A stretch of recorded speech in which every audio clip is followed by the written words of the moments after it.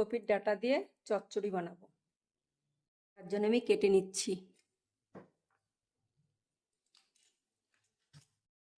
ডাঁটাগুলোকে এইভাবে ফেলে না দিয়ে ঘরেতে একটু বানিয়ে দেখবেন, খুব সুন্দর হয় খেতে। অনেকেই ফেলে দেয় ডাঁটাগুলো, ফেলে না দিয়ে এইভাবে বানিয়ে দেখবেন। এই দেখুন আমার কাটা হয়ে গেছে।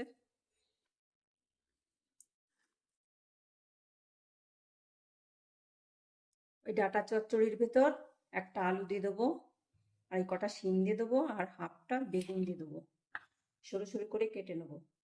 এরকমভাবে বেগুনগুলো কেটে নিতে হবে। এবার আমি শিমগুলোকে কেটে নেবো। এভাবে শিরাগুলো কেটে ফেলে দিতে হবে।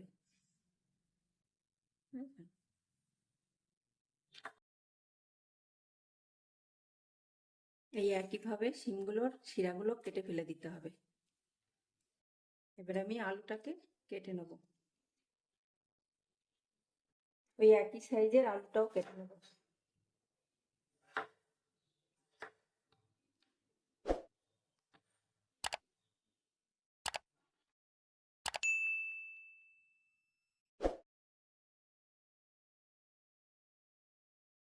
এইভাবে আলুগুলো কেটে নিতে হবে।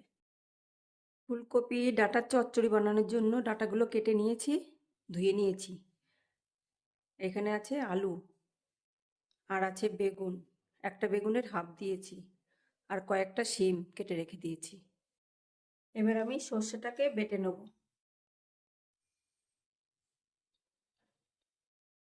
এক চামচ আর হাফ চামচ দিয়ে দিলাম সর্ষে। সর্ষেটা আমার বাটা হয়ে গেছে।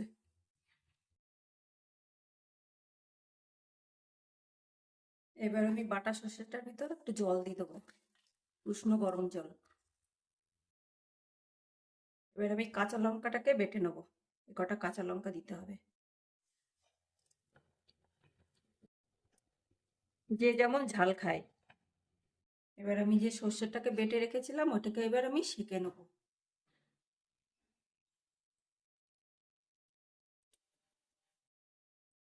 এই যে যে সর্ষের যে দুধটা বেরোচ্ছে এটাই আমি দেব।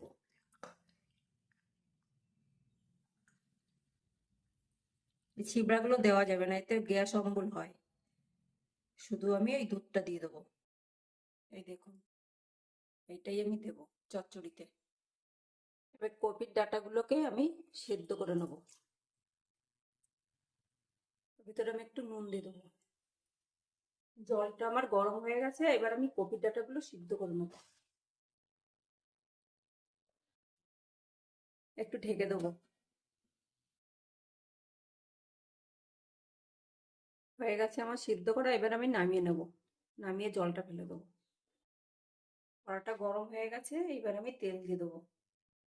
এবার আমি বেগুনগুলোকে ভেজে নেবো আগে। ভিতরে একটুখানি নুন দিয়ে দেবো, একটু হলুদ দিয়ে দেবো। বেগুনগুলো ভাজা হয়ে গেছে, এবার নামিয়ে রাখবো।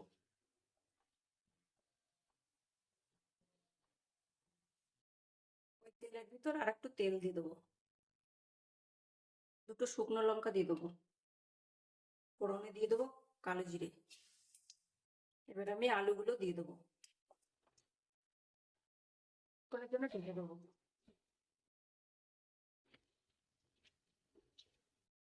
আলুগুলো যখন একটু লাল লাল ভাব হয়ে আসবে, ভাজাটা মোটামুটি হয়ে যাবে, এখন আমি শিমগুলো দিয়ে দেবো।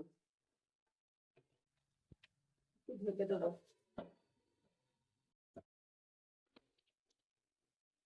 মোটামুটি আমার ভাজা হয়ে গেছে। এবার আমি কপি ডাঁটাগুলো দিয়ে দেবো।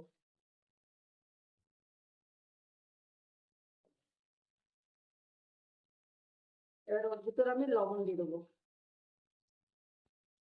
এবার হাফ চামচ হলুদ।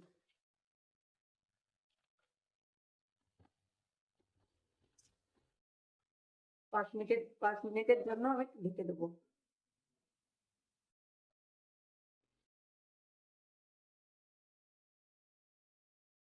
কাঁচা লঙ্কাটা বেটে রেখেছিলাম, এবার দিয়ে দেবো ওর ভিতর।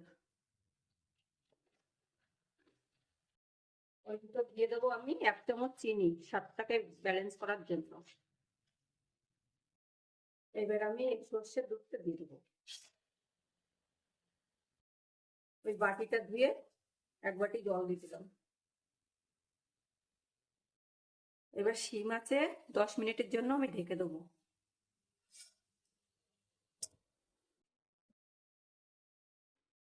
এবার আমি ঢাকনাটা খুলে এবার বেগুন ভাজা কটা দিয়ে দেবো। কিছুক্ষণের জন্য ঢেকে দেবো। এবার ধনেপাতা কুচি দিয়ে একটু নাড়িয়ে চাড়িয়ে নামিয়ে দেবো।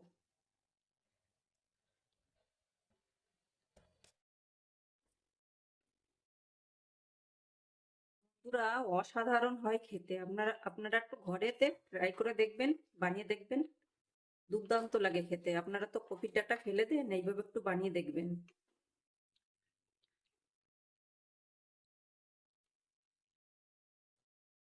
এবার আমি নামিয়ে নেব। হয়ে গেছে আমার ডাঁটা চচ্চড়ি, ফুলকপির ডাঁটা চচ্চড়ি। দেখেছেন বন্ধুরা, আমি তো কাশ্মীরি লঙ্কার পাউডারটা দিইনি। ওটা না দেওয়া ভালো, ওটা শুধু কালার আসার জন্য। কিন্তু এইভাবে একটু বানিয়ে দেখবেন ঘরে, অসম্ভব সুন্দর লাগে খেতে। শুধু কাঁচা লঙ্কা, ধনেপাতা আর একটু সর্ষে বেটে ওর দুধটা দিয়েছি। এইভাবে একটু বানিয়ে দেখবেন ঘরে, অসাধারণ হয় খেতে।